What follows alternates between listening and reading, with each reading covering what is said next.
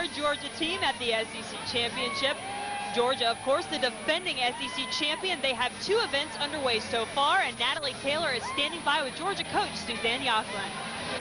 Thanks, Jen. Coach Suzanne Yachlin, when we spoke with you earlier, you said that rotations 1 and 2 were your best events, and you wanted to use them to build momentum. Were you successful in doing so? I think so. We still gave away some points in some places where we could have done better, and that's good because we do have the national championships to go, but we didn't give away anything big, so we feel really good about where we are right now. We got the jitters out, and that's great that you can do that on those first 2 events, and now the girls can just relax and focus on their bars and beam. Well, halfway through the end of the competition here, all right, what are you talking to your girls about at this bye? Relax. I think it's all about, you know, keeping it simple right now at this point, not changing anything because these next 2 events are all about the mind.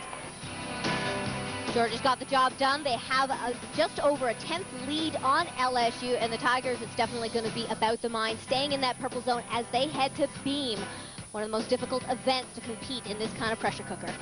Also competing in this rotation, Kentucky will be on vault, Arkansas on bars, and Auburn on floor. Again, we get a chance to see the great all-arounder for Auburn, freshman Julie Dwyer.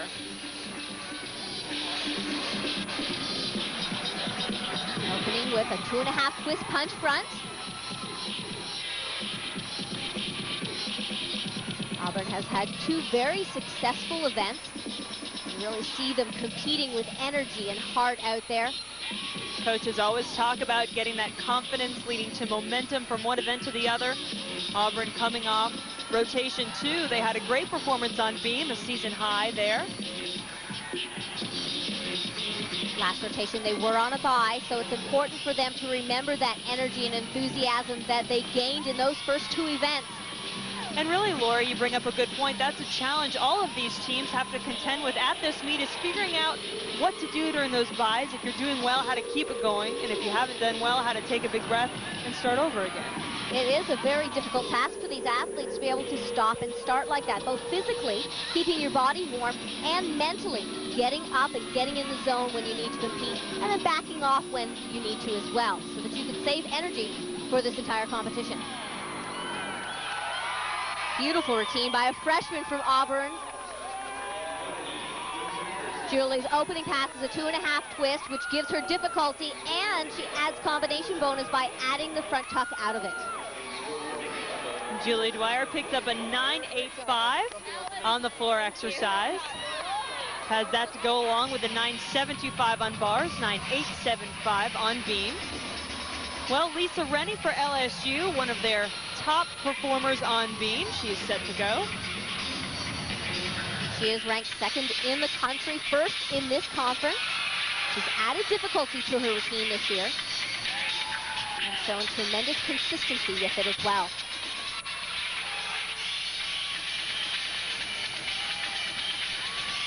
Nice jump combination of a pike jump into a pike kick open. Oh, you can see she was crooked in the air, saves that landing. Tough landing on the body. Dee Dee and her team always talk about staying in that purple zone. That means being focused, concentrating only on the task at hand and what's going on within their team, not what's going on throughout the competition. That's where she added difficulty this year. Normally she adds another salto element after the 2nd layout. Chose to water it down a little bit. She looked crooked on that first element. Probably a smart decision considering how close this competition is. LSU cannot afford a fall here.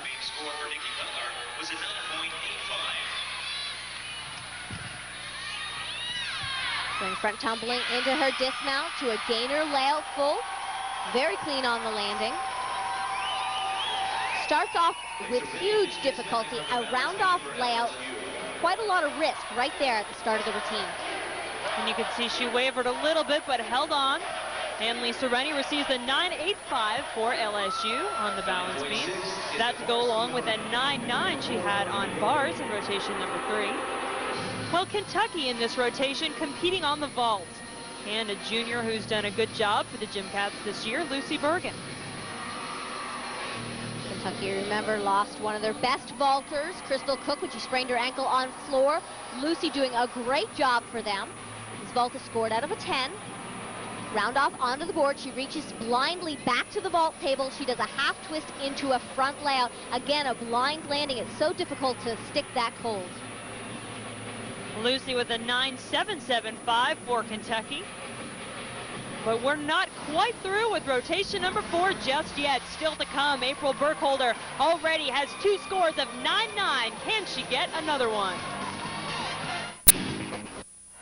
Welcome back to the SEC Gymnastics Championship from the Arena at Gwinnett Center. We've got a great crowd on hand here. Jen Hildreth, Lori Strong-Ballard, Natalie Taylor here with you. We are in the middle of rotation number 4, the Auburn Tigers, competing in their 3rd event of the meet. They are on floor. And Courtney Puckett, Lori, is an athlete we've had the pleasure of watching for the past few years. She is competing again in the all-around tonight for Auburn. After surgery in the preseason on her knee, Courtney had a little bit of a slow comeback to that all-around competition form. But always very exciting to watch on this event. So much personality and charisma. And Courtney trained at the Gwinnett Gymnastics Center in Lilburn, Georgia, not too far from here. Very exciting for her to be able to be competing almost in her backyard here. There are a lot of athletes from her old gym cheering her on in the crowd. Combination of 3 salto elements right there.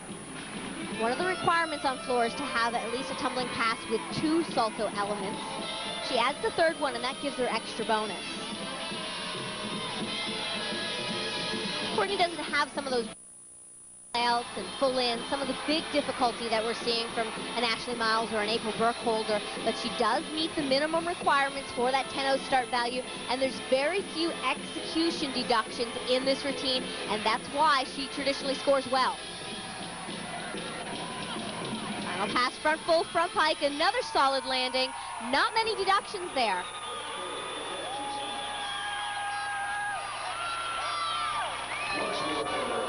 Boy, Auburn is doing extremely well.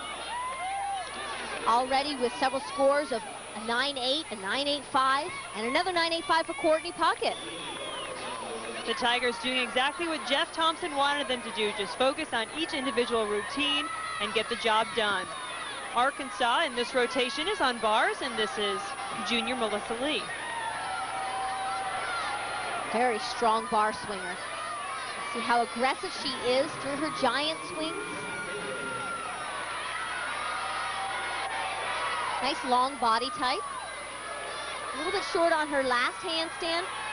Gaining speed into the dismount. It's a double layout, over rotates, takes that step. A few words of encouragement from head coach Mark Cook. And I'm assuming a couple corrections. Remember, for Arkansas, this is another stepping stone in terms of their postseason. They're looking ahead to regionals and trying to qualify to national championships as well. Absolutely, Lori. Every team in this competition has qualified for regionals, which just tells you about the strength of this conference. And individually, there aren't many stronger than April Burkholder. April has worked hard and day in and day out establishes a pace in the gym and just does a great job for us. She has added difficulty this year and has not wavered in her desire to do more difficulty in her routines because she wants to be a champion. Talk about a champion. Those are some championship-looking scores right there. April Burkholder recording perfect 10s in 3 of 4 events this season. She is also the SEC's top all-arounder. And Lori, that increased difficulty, how's that made a difference? It's so impressive to see an athlete increase their skill repertoire to continue to improve throughout their collegiate career. Quite often athletes just come in and maintain their skills and just clean up their form.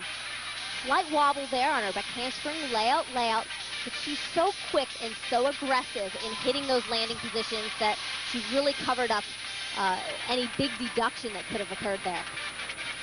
And this is an event we'll have to watch closely for April, particularly the dismount, something she struggled with a little earlier in the season. That is one of the elements that she has increased the difficulty on. She does a round-off double pike. One competition this year, we saw her put her hands down and under-rotate it. The next competition, she did take a big step back, but then just weeks later, she scored a perfect 10 on this event. So I'd say she has mastered it.